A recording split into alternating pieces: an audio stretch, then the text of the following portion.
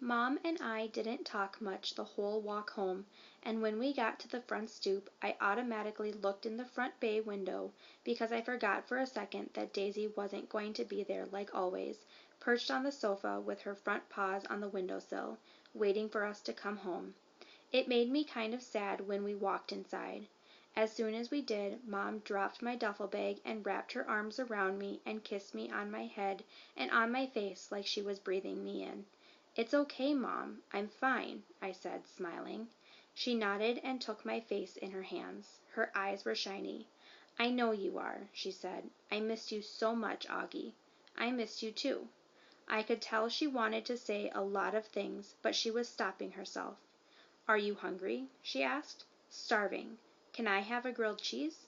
"Of course," she answered, and immediately started to make the sandwich while I took my jacket off and sat down at the kitchen counter. "Where's Via?" I asked. "She's coming home with Dad today." "Boy, did she miss you, Augie," Mom said. "Yeah? She would have liked the nature reserve. You know what movie they played? The Sound of Music." "You'll have to tell her that." "So, do you want to hear about the bad part or the good part first?" I asked after a few minutes, leaning my head on my hand. "Whatever you want to talk about," she answered. "Well, except for last night, I had an awesome time," I said. "I mean, it was just awesome. That's why I'm so bummed. I feel like they ruined the whole trip for me." "No, sweetie, don't let them do that to you. You were there for more than 48 hours, and that awful part lasted 1 hour. Don't let them take that away from you, okay?" "I know," I nodded. "Did Mr. Tushman tell you about the hearing aids?" "Yes, he called us this morning." "Was Dad mad? Because they're so expensive?" "Oh my gosh, of course not, Augie. He just wanted to know that you were all right. That's all that matters to us. And that you don't let those thugs ruin your trip."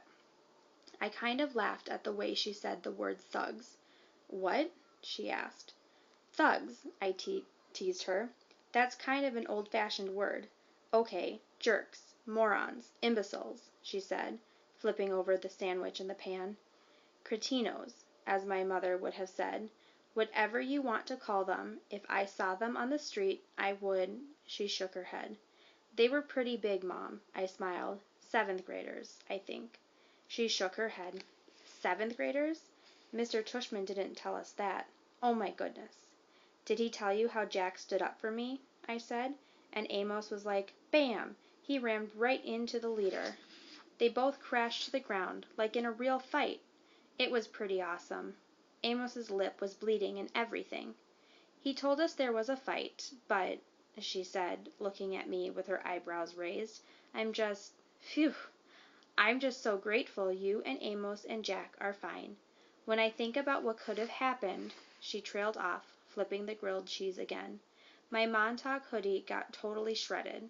"Well, that can be replaced," she answered. She lifted the grilled cheese onto a plate and put the plate in front of me on the counter. "Milk or white grape juice?" "Chocolate milk, please." I started devouring the sandwich. "Oh, can you do it that special way you make it, with the froth?" "How did you and Jack end up at the edge of the woods in the first place?" she said, pouring the milk into a tall glass. "Jack had to go to the bathroom," I answered, my mouth full. As I was talking, she spooned in the chocolate powder and started rolling a small whisk between her palms really fast. "But there was a huge line and he didn't want to wait. So we went toward the woods to pee." She looked up at me while she was whisking. I know she was thinking we shouldn't have done that. The chocolate milk in the glass now had a 2-inch froth on top. "That looks good, Mom. Thanks." "And then what happened?" she said, putting the glass in front of me. I took a long drink of the chocolate milk. "Is it okay if we don't talk about it any more right now?" "Oh, okay. I promise I'll tell you all about it later, when Dad and Via come home. I'll tell you all, every detail. I just don't want to have to tell the whole story over and over, you know?" "Absolutely." I finished my sandwich in 2 more bites and gulped down the chocolate milk. "Wow, you practically inhaled that sandwich. Do you want another one?" she said. I shook my head and wiped my mouth with the back of my hand. "Mom, am I always going to have to worry about jerks like that?" I asked. "Like when I grow up, is it always going to be like this?" She didn't answer right away, but took my plate and glass and put them in the sink and rinsed them with water. There are always going to be jerks in the world, Augie, she said, looking at me. But I really believe, and Daddy really believes, that there are more good people on this earth than bad people, and the good people watch out for each other and take care of each other, just like Jack was there for you, and Amos, and those other kids. Oh yeah, Miles and Henry, I answered. They were awesome too. It's weird, because Miles and Henry haven't even really been very nice to me at all during the year. Sometimes people surprise us, she said, rubbing the top of my head. I guess. Want another glass of chocolate milk? No, I'm good, I said. Thanks, Mom. Actually, I'm kind of tired. I didn't sleep too good last night. You should take a nap. Thanks for leaving me Babu, by the way. You got my note? She smiled. I slept with him both nights.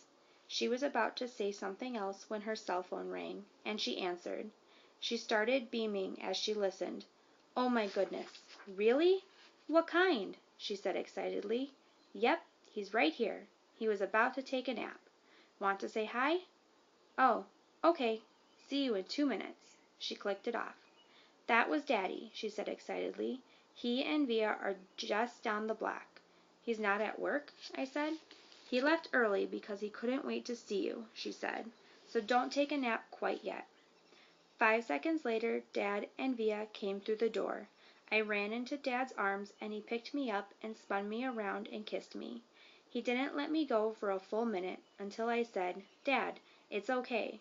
And then it was Via's turn, and she kissed me all over like she used to do when I was little. It wasn't until she stopped that I noticed the big white cardboard box they had brought in with them. What is that? I said. Open it, said Dad, smiling, and he and Mom looked at each other like they knew a secret. Come on, Augie, said Via. I opened the box. Inside was the cutest little puppy I've ever seen in my life. It was black and furry, with a pointy little snout and bright black eyes and small ears that flopped down.